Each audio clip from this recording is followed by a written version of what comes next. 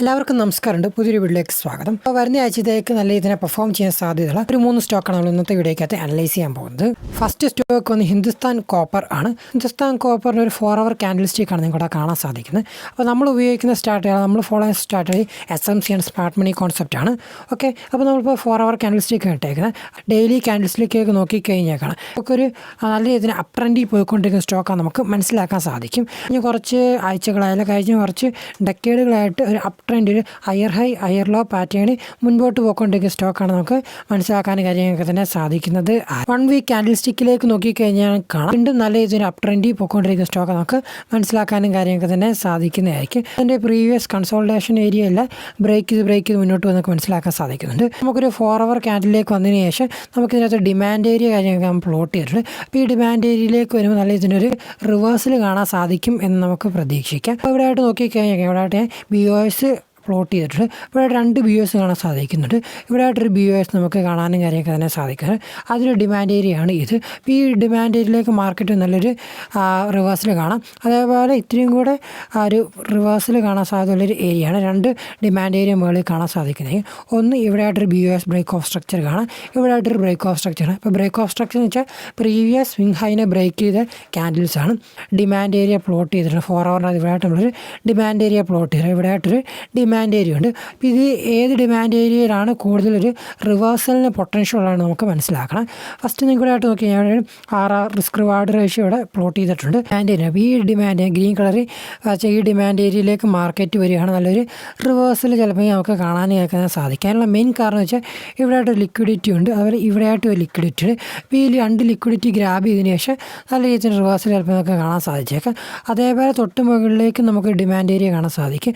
തൊട്ട് മുകളിലേക്ക് ഇവിടെ ആയിട്ട് നമുക്കൊരു ഡിമാൻഡ് ഏരിയ കാര്യങ്ങളൊക്കെ ഉണ്ട്. അപ്പോൾ എന്തായാലും ഈ ഡിമാൻഡ് ഏരിയയിലും ഒരു പൊട്ടൻഷ്യൽ റിവേഴ്സൽ നമുക്ക് കാണാൻ സാധിച്ചേക്കാം. അപ്പോൾ എന്തായാലും നമുക്ക് വെയിറ്റ് ചെയ്യാം. ഹിന്ദുസ്ഥാൻ കോപ്പർ എന്ന സ്റ്റോക്ക് നിങ്ങൾക്ക് നിങ്ങളുടെ വാച്ച് ലിസ്റ്റിലേക്ക് ആഡ് ചെയ്യാൻ സാധിക്കുന്നതായിരിക്കും. നിങ്ങൾക്ക് കൃത്യമായിട്ട് അനലൈസ് ചെയ്യുക. നിങ്ങളിപ്പോൾ ഏത് സ്ട്രാറ്റജിയാണ് ഉപയോഗിക്കുന്നത്, ഇപ്പോൾ സപ്പോർട്ട്, റെസിസ്റ്റൻസ്, EMA ആണോ, ഏതാണ് നിങ്ങൾ ഉപയോഗിക്കുന്ന സ്ട്രാറ്റജി, അത് കൃത്യമായിട്ട് നോക്കുക, അനലൈസ് ചെയ്യുക. അപ്പോൾ ഞാൻ ഉപയോഗിക്കുന്ന SMC പ്രകാരം ഇവിടെയായിട്ട് നമുക്ക് നല്ല ഡിമാൻഡ് ഏരിയ പ്ലോട്ട് ചെയ്യപ്പെട്ടിട്ടുണ്ട്. അപ്പോൾ ഈ ഡിമാൻഡ് ഏരിയയിലേക്ക് വന്നാൽ റിവേഴ്സ് കിട്ടാൻ സാധ്യതയുണ്ട്. ഇവിടെ ആയിട്ടൊരു എൻട്രി കാര്യങ്ങളൊക്കെ ഈ കാണുന്നൊരു ഏരിയ 358 എന്ന റേഞ്ചിലൊരു എൻട്രി എടുക്കുകയാണെങ്കിൽ ഇതിൻ്റെ താഴേക്കൊരു 340 എന്ന റീജിയൻസിൽ മെയിൻറ്റെയിൻ ചെയ്യാനും അതിൽ ടാർഗറ്റ് എന്ന രീതിയിൽ നമുക്ക് ഈ ഒരു ഏരിയ അല്ലെങ്കിൽ ഈ ഒരു ഏരിയ നമുക്ക് ടാർഗറ്റ് വെക്കാൻ സാധിക്കും. 196, 95 എന്ന റീജിയൻ നമുക്കൊരു ഫസ്റ്റ് ടാർഗറ്റ് എന്ന രീതി വെക്കാനും കഴിക്കാൻ തന്നെ സാധിക്കുന്നതായിരിക്കും. അതിനുശേഷം അതിന് മുകളിലേക്ക് നമുക്ക് SL ട്രയൽ ചെയ്ത് പോകാൻ സാധിക്കുന്നതായിരിക്കും. ഹിന്ദുസ്ഥാൻ കോപ്പറിൽ നമുക്ക് ജസ്റ്റ് ഫണ്ടമെൻറ്റൽസും കൂടെ ഒന്ന് അനലൈസ് ചെയ്യാം. ഹിന്ദുസ്ഥാൻ കോപ്പർ ലിമിറ്റഡ് എന്നാണ് സ്റ്റോക്കിൻ്റെ നെയിം വരുന്നത്. Incorporate in 1967. നിങ്ങളുടെ എബൌട്ട് കാണാം, ഇതൊക്കെ ഒന്ന് വായിച്ച് നോക്കുക. കഴിഞ്ഞ മാർക്കറ്റ് ക്യാപിറ്റലൈസേഷൻ 6 ക്രോസ് അടുത്തുണ്ട്. ഒരു മിഡ് ക്യാപ് കമ്പനിയാണ് നമുക്ക് മനസ്സിലാക്കാം. അതേപോലെ താഴേക്ക് വന്നതിന് ശേഷം സ്റ്റോക്ക് PE റേഷ്യോ കാണാം. അല്ല ROC ഒക്കെ കുഴപ്പമില്ല. കുഴപ്പമില്ലെന്ന് നമുക്ക് പറയാം, ജസ്റ്റ് കുഴപ്പമില്ലെന്ന് മാത്രമേ ഉള്ളൂ പറയാൻ പറ്റത്തുള്ളൂ. അതിനുശേഷം താഴേക്ക് വന്നതിന് ശേഷം നമുക്ക് അനാലിസിസിൽ പ്രോസും കോൺസും കാണാം. നിങ്ങൾ വായിച്ച് നോക്കുക, മാക്സിമം ഇത് വായിച്ച് നോക്കുക. പ്രൊമോട്ടർ ഹോൾഡിങ്സ് കുറവാണ് നമുക്ക് കോൺസിനകത്ത് കാണാൻ സാധിക്കുന്നുണ്ട്. പിയർ കമ്പാരിസൺ നോക്കിക്കഴിഞ്ഞേക്കണം, മറ്റ് പിയർ കമ്പനികളെ വെച്ച് നോക്കുമ്പോൾ 2ാം സ്ഥാനത്ത് റാങ്ക് ചെയ്തിട്ടുണ്ട്. എന്നാലും നിങ്ങൾ അവിടെ ചെന്നതിന് ശേഷം ക്വാർട്ടറിൽ റിപ്പോർട്ട്സും മറ്റ് കമ്പനി വെച്ച് കമ്പയർ ചെയ്യുക. അതുപോലെ സെയിൽസ് മറ്റ് കമ്പനി വെച്ച് കമ്പയർ ചെയ്യുന്നത് എന്തുകൊണ്ടെന്നല്ല, ഈ ക്വാർട്ടർ റിസൾട്ടിലേക്ക് നോക്കിക്കഴിഞ്ഞാൽ സെയിൽസ് കഴിഞ്ഞ 1-2 ക്വാർട്ടേഴ്സായിട്ട് അത്യാവശ്യം നല്ലൊരു വർധനവ് കാണാൻ സാധിക്കുന്നുണ്ട്. നെറ്റ് പ്രോഫിറ്റിൻ്റെ അത്യാവശ്യം ഒരു ഇൻക്രീസ് കഴിഞ്ഞ് 3 ക്വാർട്ടേഴ്സായിട്ട് നമുക്ക് കാണാനും കാര്യമൊക്കെ തന്നെ സാധിക്കുന്നുണ്ട്. അതേപോലെ അത്യാവശ്യം നല്ല രീതിയിൽ പ്രോഫിറ്റുകൾ ഉണ്ടാക്കിയ ക്വാർട്ടേഴ്സും ഉണ്ടെന്ന് നമുക്ക് മനസ്സിലാക്കാൻ സാധിക്കുന്നുണ്ട്. അന്നുള്ള എക്സ്പെൻസസും കൂടെ വെച്ച് കമ്പയർ ചെയ്യുക എന്തുകൊണ്ട് നല്ലതായിരിക്കും. ഇനി താഴേക്ക് നമുക്ക് P&L സ്റ്റേറ്റ്മെൻറ്റിലേക്ക് നോക്കിക്കഴിഞ്ഞേക്കണം. നെറ്റ് സെയിൽസ് കഴിഞ്ഞ 3 ഇയേഴ്സായിട്ട് ഒരു വർധനവ് കാണാൻ സാധിക്കുന്നുണ്ട്. അത് നെറ്റ് പ്രോഫിറ്റിലേക്ക് നോക്കിക്കഴിഞ്ഞേക്കണം. കഴിഞ്ഞ 3 ഇയേഴ്സായിട്ട് നെറ്റ് പ്രോഫിറ്റിൽ നമുക്കൊരു വർധനവ് കാണാൻ സാധിക്കുന്നുണ്ട്. അപ്പോൾ എനിക്ക് ഇൻട്രസ്റ്റിംഗ് ആയിട്ട് തോന്നിയൊരു കാര്യം എന്താണെന്ന് ചോദിച്ചു കഴിഞ്ഞാൽ താഴേക്ക് വരുമ്പോൾ നമുക്കിവിടെ ഇൻവെസ്റ്റേഴ്സ് എന്ന് പറഞ്ഞ ഓപ്ഷൻ കാണാം. ഇൻവെസ്റ്റേഴ്സ് പ്രൊമോട്ടർ ഹോൾഡിങ്സ് കാണാൻ കുറവാണ്. നമുക്ക് FIS എന്ന് വെച്ചാൽ ഫോറിൻ ഇൻസ്റ്റിറ്റ്യൂഷൻസ് ബൈ ചെയ്ത് ഫോറിൻ ഇൻസ്റ്റിറ്റ്യൂഷൻസ് ഒരു ഇൻവെസ്റ്റ്മെൻറ്റ് കഴിഞ്ഞ ക്വാർട്ടേഴ്സിൽ നടത്തിയിട്ടുണ്ട്. ഇറക്കറ 2% അത് 3% ഇൻക്രീസ് ചെയ്തിട്ടുണ്ട്. അത് 12% എടുത്ത് DIS ഡൊമസ്റ്റിക് ഇൻസ്റ്റിറ്റ്യൂഷൻസ് ഹോൾഡ് ചെയ്യുന്നില്ല. ഡൊമസ്റ്റിക് ഇൻസ്റ്റിറ്റ്യൂഷൻ്റെ ഇൻവെസ്റ്റ്മെൻറ്റ് പാറ്റേൺ കുറഞ്ഞായിട്ട് വരുന്നതായിട്ടൊക്കെ മനസ്സിലാക്കാനും പറ്റും. But FIS foreign institutions investment കൂട്ടിയതായിട്ട് നമുക്ക് മനസ്സിലാക്കാൻ സാധിക്കും. പബ്ലിക് ഒരു 80% മാത്രമേ ഹോൾഡ് ചെയ്യുന്നുള്ളൂ. അത് നല്ലൊരു കാര്യമാണ്. കാര്യം എന്താണെന്ന് ചോദിച്ചാൽ വലിയ വോളറ്റൈൽ മൂവ്മെൻറ്റിനുള്ള സാധ്യത കുറവായിരിക്കും. അപ്പോൾ നമുക്ക് അടുത്ത സ്റ്റോക്ക് നോക്കാം. Next stock Chalan hotel limited ആണ്. ഇത് നമ്മൾ മുൻപ് അനലൈസ് ചെയ്തൊരു സ്റ്റോക്കാണ്. നിങ്ങൾക്ക് ഇവിടെ ആയിട്ട് നോക്കിക്കഴിഞ്ഞാൽ ഇവിടെ നല്ല രീതിയിലൊരു മൊമെൻറ്റോ കാര്യമൊക്കെ കിട്ടിയ സ്റ്റോക്ക് നമുക്ക് മനസ്സിലാക്കാൻ സാധിക്കുന്നതായിരിക്കും. നമ്മളിത് മുൻപ് പ്രീവിയസ് വീഡിയോകളൊക്കെ നോക്കിക്കഴിഞ്ഞാൽ നമ്മൾ കൃത്യമായിട്ട് ഈ ഒരു ഏരിയയിലേക്ക് നമ്മൾ പറഞ്ഞു, അവിടുന്ന് കൃത്യമായിട്ട് നമ്മുടെ ഡിമാൻഡ് ഏരിയ ടാപ്പ് ചെയ്തൊരു മൊമെൻറ്റവും കിട്ടിയതാണ്. അപ്പോൾ നമുക്കിനി ഒരു 1 ഡേ ക്യാൻഡിൽസിലേക്ക് നോക്കിക്കഴിഞ്ഞാലും കാണാം അത്യാവശ്യം നല്ല രീതിയിൽ പെർഫോം ചെയ്യും. അത്യാവശ്യം നല്ല രീതിയിൽ ഹയർ ഹൈ ഹയർ ലോ പാറ്റേണിൽ മുൻപോട്ട് പോയിക്കൊണ്ടിരിക്കുന്ന സ്റ്റോക്ക് നമുക്ക് മനസ്സിലാക്കാൻ സാധിക്കുന്നുണ്ട്. അപ്പോൾ ഇതിൻ്റെ അകത്തൊരു ഡിമാൻഡ് ഏരിയ ഇത് FVGയുടെ ഫെയർ വാല്യൂ ഗ്യാപ്പ് ക്രിയേറ്റ് ചെയ്തിട്ടുണ്ട്. അപ്പോൾ ഈ ഏരിയയിലേക്ക് മാർക്കറ്റ് വരും അത്യാവശ്യം നമുക്കൊരു റിവേഴ്സൽ ചിലപ്പോൾ കാണാൻ സാധിച്ചേക്കും. ഞാനൊരു 4 hour ക്യാൻഡിൽ സ്റ്റിക്കിലേക്ക് വന്നിട്ടുണ്ട്. അപ്പോൾ ഇവിടെയായിട്ട് ലാസ്റ്റായിട്ട് സ്വിംഗ് ഹൈനെ ബ്രേക്ക് ചെയ്തൊരു BOS ബ്രേക്ക് ഓഫ് സ്ട്രക്ചറോടെ ക്രിയേറ്റ് ചെയ്തായിട്ട് നമുക്ക് മനസ്സിലാക്കാനും കാര്യങ്ങളൊക്കെ തന്നെ സാധിക്കുന്നുണ്ട്. അപ്പോൾ നമുക്കിനി ഈ ഒരു ഏരിയയിലേക്ക് വന്നിരുമ്പോൾ നമുക്കൊരു റിവേഴ്സൽ കാണാൻ സാധിക്കും. നമ്മളിവിടെയായിട്ടൊരു ഡിമാൻഡ് ഏരിയ പ്ലോട്ട് ചെയ്തേക്കുന്നത് 696 എന്നൊരു റീജിയനാണ്. അതുപോലെ ഇവിടെയായിട്ടൊരു ഫെയർ വാല്യൂ ഗ്യാപ്പ് നമുക്ക് കാണാൻ സാധിക്കുന്നുണ്ട്. 786 780 എന്നൊരു ഒരു ഫെയർ വാല്യൂ ഗ്യാപ്പും കാണാൻ സാധിക്കുന്നുണ്ട്. ബട്ട് ഇവിടെ വന്നതിന് ശേഷം പതിയെ വന്ന് സ്റ്റോക്ക് ഇങ്ങനെ ഫെയർ വാല്യൂ ഗ്യാപ്പ് വന്നു. പക്ഷേ ഫെയർ വാല്യൂ ഗ്യാപ്പിൽ റിവേഴ്സൽ ഒന്നും കാണാൻ സാധിച്ചു, ഒരു കൺസോൾട്ടേഷനൊക്കെ കാണാൻ സാധിക്കും. ചിലപ്പോൾ ഇതൊരു ലിക്വിഡിറ്റി ആയിട്ട് എടുത്തതിന് ശേഷം ചെറിയൊരു മൊമെൻറ്റും താഴേക്കുന്നതിന് ഈ കാണുന്ന ഡിമാൻഡ് ഏരിയ ടാപ്പ് ചെയ്തൊരു മൊമെൻറ്റും ചിലപ്പോൾ കാണാൻ സാധിച്ചേക്കും. അപ്പോൾ എന്തായാലും നമുക്ക് വെയിറ്റ് ചെയ്യാം. അപ്പോൾ ഒരു 4 hour ക്യാൻഡിൽ സ്റ്റിക്കിൻ്റെ അകത്താണ് ഞാൻ ഈ ഒരു അനാലിസിസ് ഒക്കെ ചെയ്യുന്നത്. മാർക്കറ്റ് ടൈമിൽ ആക്റ്റീവായിട്ട് നിൽക്കുന്നവരാണെങ്കിൽ നിങ്ങൾക്ക് 1 hour ക്യാൻഡിൽ അല്ല 15 minute ക്യാൻഡിലേക്ക് വന്നതിന് ശേഷം ഫസ്റ്റ് ചേഞ്ച് ഓഫ് ക്യാരക്ടർ അതിൻ്റെ BOS എന്നുള്ള ഡിമാൻഡ് ഏരിയയിൽ നിന്നൊക്കെ എടുക്കുകയാണ്. ചെറിയ SL പ്രകാരം നിങ്ങൾക്ക് എൻട്രീസ് തന്നെ കിട്ടുന്നതായിരിക്കും. SL ആയിട്ട് 686 അല്ല 680 എന്ന് പറയുന്നത് നിങ്ങൾക്ക് SL ആയിട്ട് മെയിൻറ്റെയിൻ ചെയ്യാൻ സാധിക്കുന്നതായിരിക്കും. ടാർഗറ്റ് എന്ന രീതി വെക്കാവുന്നത് ഈ റീജിയനാണ് ഞാൻ കാണിച്ചത്. ടാർഗറ്റ് ഒരു ഫസ്റ്റ് ടാർഗറ്റ് എന്ന രീതിയിലാണ്. നിങ്ങൾക്ക് ഏറെക്കുറെ ഈ കാണുന്ന ഒരു റീജിയനൊക്കെ ഫസ്റ്റ് ടാർഗറ്റായിട്ട് വെക്കാൻ സാധിക്കും. 869 എന്ന റീജിയനൊക്കെ നിങ്ങൾക്ക് ഫസ്റ്റ് ടാർഗറ്റ് എന്ന രീതിയിലൊക്കെ നിങ്ങൾക്ക് വെക്കാൻ സാധിക്കുന്നതായിരിക്കും.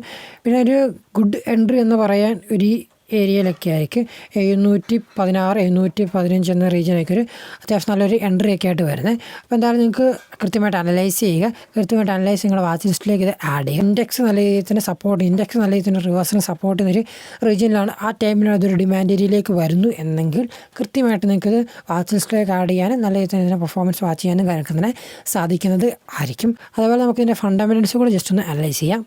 ചാലൻ ഹോട്ടൽസ് ലിമിറ്റഡ് എന്നാണ് സ്റ്റോക്കിൻ്റെ നെയിം. ചാലൻ hotels is engage in business of hospitality. പിന്നെ മാർക്കറ്റ് ക്യാപിറ്റലൈസേഷൻ 70 crore ഉണ്ട്. ഒരു മിഡ് ക്യാപ് കമ്പനിയാണ്. നെക്സ്റ്റ് നമുക്ക് താഴേക്ക് ബുക്ക് വാല്യൂ ROE ROC കുറവാണ്. ROE ഒക്കെ കുറവായിട്ടാണ് കാണുന്നത്. നമുക്ക് താഴേക്ക് വരാം. പ്രോസും കോൺസും ഒക്കെ കാണാം. ജസ്റ്റ് വായിച്ച് നോക്കുക. 65 ഒരു 135 CAGR ഓവർ റിട്ടേൺസ് കാണിക്കുന്നുണ്ട്. അത് ഗുഡ് ഗ്രോത്താണ് കാണാൻ സാധിക്കുന്നത്.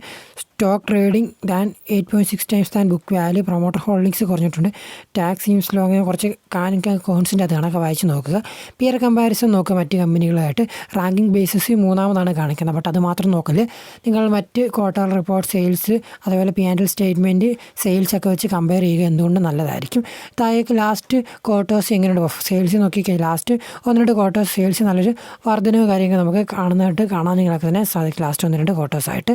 താഴേക്ക് ഒരു നെറ്റ് പ്രോഫിറ്റിലേക്ക് നോക്കാം. നെറ്റ് പ്രോഫിറ്റിൽ ലാസ്റ്റ് 3 ക്വാർട്ടേഴ്സ് നല്ല രീതിയിൽ നെറ്റ് പ്രോഫിറ്റ് ഒരു വർധനവ് കാണാൻ സാധിക്കും. ഇനി P&L സ്റ്റേറ്റ്മെൻറ്റിലേക്ക് നോക്കിക്കഴിഞ്ഞാൽ സെയിൽസ് ലാസ്റ്റ് 3 years ആയിട്ടൊരു വർധനവ് കാര്യമൊക്കെ നമുക്ക് മനസ്സിലാക്കാൻ പറ്റുന്നുണ്ട്. നെറ്റ് പ്രോഫിറ്റിൽ നോക്കിക്കഴിഞ്ഞാൽ നെറ്റ് പ്രോഫിറ്റിൽ ലോസ് ഉണ്ടായിരുന്ന കമ്പനിയാണ് ലാസ്റ്റ് 2 years ആയിട്ട് ഒരു പ്രോഫിറ്റിലേക്ക് വരുന്നതായിട്ട് നമുക്ക് മനസ്സിലാക്കാൻ പറ്റുന്നുണ്ട്. ബാലൻസ് ഷീറ്റിലേക്ക് നോക്കിക്കഴിഞ്ഞാൽ ബോറോയിങ്സ് കടമുണ്ട് കമ്പനിക്ക്. നിങ്ങൾ കടമൊക്കെ ഉണ്ട്, ബോറോയിങ്സ് ഉണ്ട്. താഴേക്ക് ക്യാഷ് ഫ്ലോ കാണാം. ഇൻവെൻട്രി ഡെപ്റ്റേഴ്സ് ഡേയ്സ് കുറഞ്ഞു വരുന്നതായിട്ട് നമുക്ക് മനസ്സിലാക്കാൻ സാധിക്കുന്നുണ്ട്. ഇതൊക്കെ ഇൻവെസ്റ്റേഴ്സിലേക്ക് നോക്കിയാൽ പ്രൊമോട്ടേഴ്സ് ഹോൾഡിങ്സ് കുറഞ്ഞിട്ടുണ്ട്. അത് അത്യാവശ്യം നല്ലൊരു കാര്യമായിട്ട് തോന്നില്ല. FIS ഒരു ഇൻവെസ്റ്റ്മെൻറ്റ് നടത്തിയിട്ടുണ്ട്. FISൻ്റെ ഇൻവെസ്റ്റ്മെൻറ്റ് ലാസ്റ്റ് 1-2 ക്വാർട്ടേഴ്സായിട്ട് FIS ഇൻവെസ്റ്റ്മെൻറ്റ് കൂടി വരുന്നതായിട്ട് നമുക്ക് മനസ്സിലാക്കാനും കാര്യങ്ങൾക്ക് തന്നെ സാധിക്കുന്നത്.